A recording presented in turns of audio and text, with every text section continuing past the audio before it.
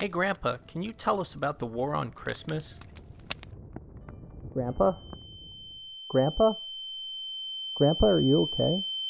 Of course, my child. The war on Christmas goes back far longer than you may think. During the English Civil War, banning Christmas was on the minds of the Puritan supporters of Oliver Cromwell. The Puritans hated the holiday for a variety of reasons. Many thought Christmas was too Catholic. Others saw it as a religious occasion being used as an excuse to get absolutely trashed. On December 19, 1643, Parliament issued an ordinance stating that good Britons should treat late December with the more solemn humiliation because it may call to remembrance our sins and the sins of our forefathers, who have turned this feast, pretending the memory of Christ, into an extreme forgetfulness of him by giving liberty to carnal and sensual delights. The next year, Cromwell not only banned special feasts on Christmas, but also ones on Easter and Whitsun, a traditional post-Easter celebration. This law carried over into Puritan-controlled New England, where Christmas was banned in 1647. In fact, even after Cromwell's death, the Puritans continued to rip on Christmas. The holiday was completely banned in the colony from 1659 to 1681. For 2 centuries, battles would be waged between Puritans who despised Christmas and those who wanted more excuses to get trashed on a cold winter day. In 1870, however, President and well-known fan of the bottle Ulysses S. Grant ended the Christmas controversy by signing legislation declaring Christmas a federal holiday. Thus began Christmas's prominence in the American psyche. Soon enough, Santa Claus would fill the imaginations of young children across the country, and people embraced the time-honored tradition of dragging dead trees into their homes to celebrate the birth of Christ. Soon enough, however, America began to experience a lot of changes. Between 1880 and 1920, more than 20 million immigrants entered the country. Irish, Italians, Germans all came to America and set up camp in ethnic enclaves across the country. Another major group that came to the United States was Jews. In 1880, there were around 250,000 Jews in the United States. By 1920, that number had increased to 3.5 million. At the same time, a man in Dearborn, Michigan was setting up a minor automotive operation. Using his influence in the community, that man had a number of articles published in the local Dearborn Independent as a part of a recurring column. That column was creatively named The International Jew, the World's Foremost Problem. Holy shit. The column featured articles with such wonderful titles as Does a Definite Jew World Program Exist? The Historic Basis of Jew Imperialism, and Jewish Plan to Divide Society by Ideas. The column would continue for 80 issues and lasted from 1920 to 1922. In its March 19, 1921 issue, the column warned Jewish rights to put studies out of schools.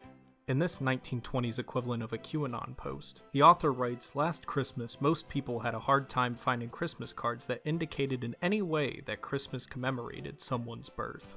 Decades and one horrific crime against humanity later, saying, The Jews are killing Christmas, so blatantly went out of style.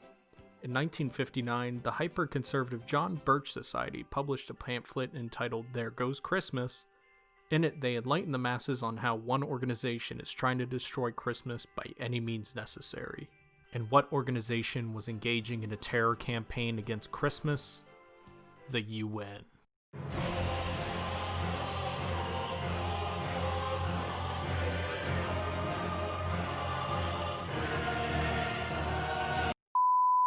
By doing such insidious things as holding model UN conferences in high schools, hosting field trips to UN headquarters, and sending out Halloween UNICEF collection boxes, the blasted United Nations was corrupting America's youth.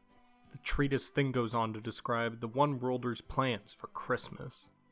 The UN would strong-arm department stores into replacing Christmas symbols with UN decorations, and selling cards whose purchase would benefit the United Nations Children's Fund.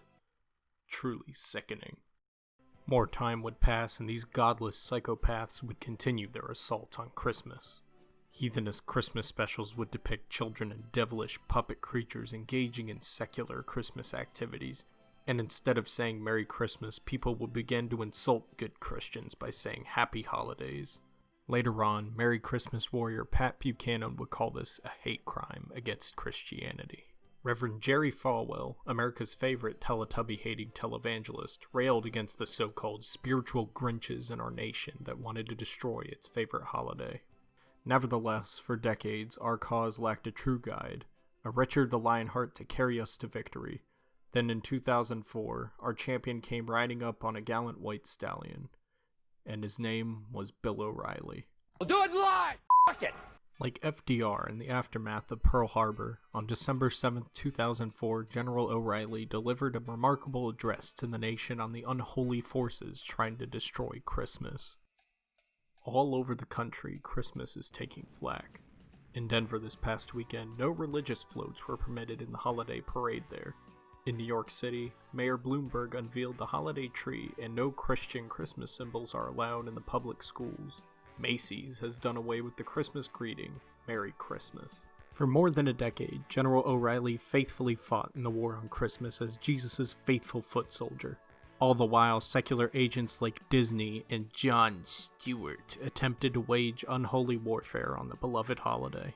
It's one day. Why shouldn't you say happy holidays during the season? It's two holidays. It's Christmas and New Year's. That's plural. Why would you just say Merry Christmas? Merry Christmas is actually incorrect. To say Merry Christmas to someone on December 23rd, Jesus should just be like, it's not my birthday, dude. In 2017, a terrible fate befell our noble leader. That year, a number of Fox employees complained that O'Reilly sexually harassed them and called them on the phone while masturbating. The other Christmas warriors that followed could never fill his shoes. Sean Hannity's fear-mongering whininess just wasn't the same, and the fish-stick-air man of the people, coastal elite fucker Carlson could just never get it right. Some of our noble warriors fought valiantly against the heathen Starbucks, which refused to include a picture of the Virgin Mary giving birth on their cups. These brave men of virtue would harass employees and lie to them about their name to force them to write Merry Christmas on their cups, just as Jesus would have wanted them to. Ultimately, however, it was not enough, and that's why we're here in hiding, to celebrate our sacred holiday of crass consumerism and tangential religiosity. To you, my dear grandchildren, I say, Merry Christmas. FBI, open up!